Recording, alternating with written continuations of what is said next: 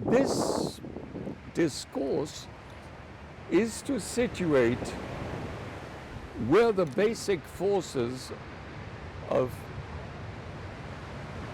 a kind of lust, greed, and stupidity, the three classical Tibetan animals, are chasing each other at the hub of the Tibetan wheel of life and creating all these conditions where the wheel of life doesn't depend, held by the Lord of Death, doesn't depend on different lives, but that wheel turns and all these states are applicable at each day, indeed at each hour, because human consciousness is constantly traveling through these various states, whether they're hellish states, different conditions, with the symbolical figure of the Buddha being the only possible transcendence from dependent origination. This dependent origination, and I'm not advocating any specific religion, I'm just advocating how does one abandon a sectarian point of view and examine things from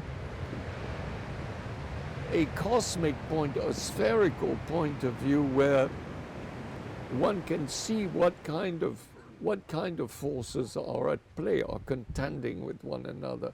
It's really the same problem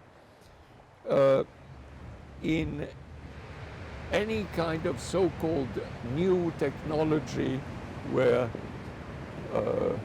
you have the development of so-called AI. Because what is it for? It's for some form of a course for how is this going to make something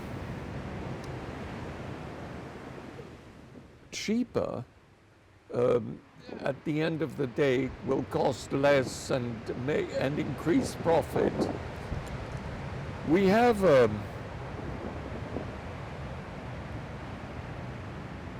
there's a tribal, among the things that one has to grow out of is this tribal identification with one's race, so-called culture,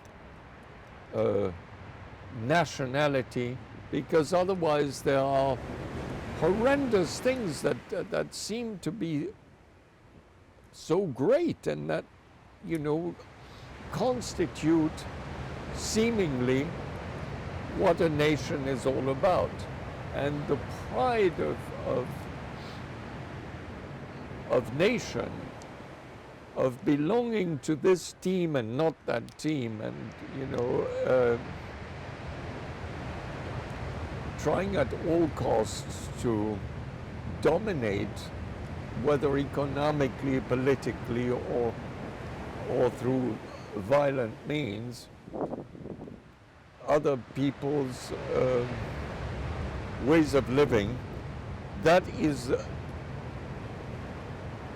in essence, some of the tragic outcomes of what has been going on and on throughout recorded history. But and it seems to increase.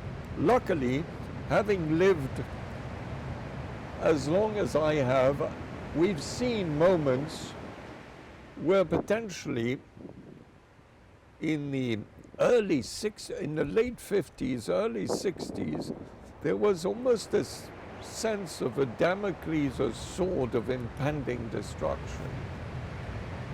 And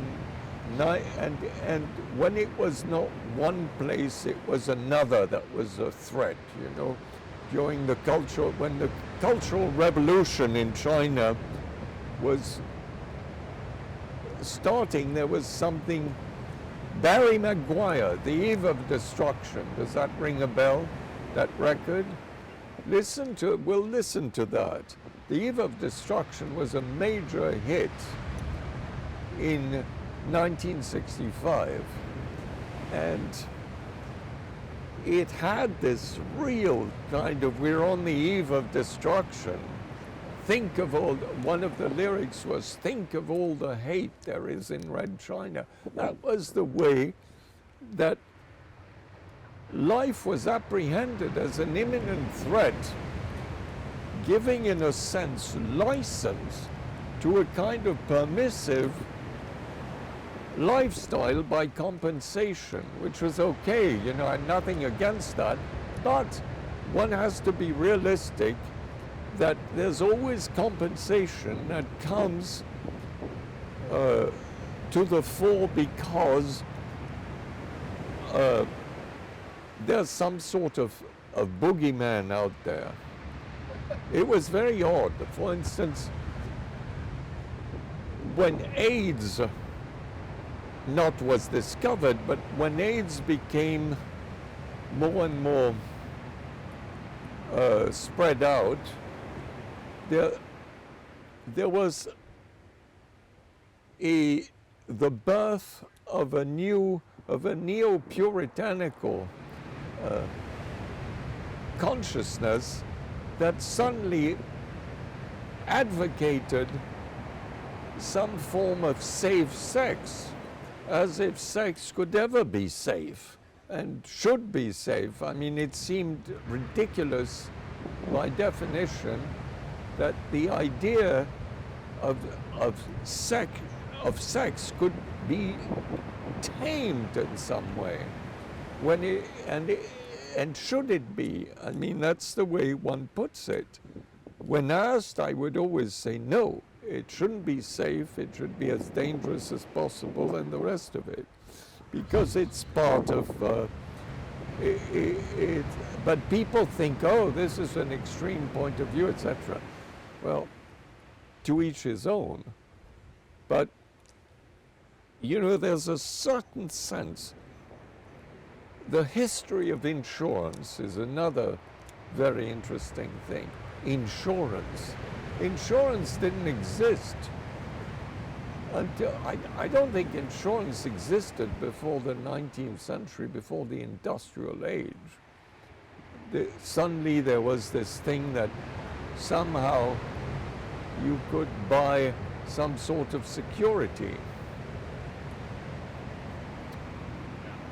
So on these principles of keeping the consumer off balance, wanting more security, wanting to keep the politicians keep a xenophobic attitude, which in cases what we were talking about with Will before was, you know, these horrid conditions that happen to people who are forced by war, famine, drought, and whatever extreme consequences to throw their lot in with smugglers of people and to try to emigrate to a completely fanciful El Dorado, where in actual fact, but just in order to survive, there is that desperate attempt to reach a so-called safer shore. Whereas it's a complete illusion, that probably a complete illusion unless one has lost absolutely everything and one has no other resort, that life will be, there's this thing that life will always be greener on the other side. But those are the complications of modern life, and if a machine is given all this program, you'll see how it'll decide, like the Marquis de Sade wrote a long time ago, a game must be invented where 2/3 of humanity is simply eliminated.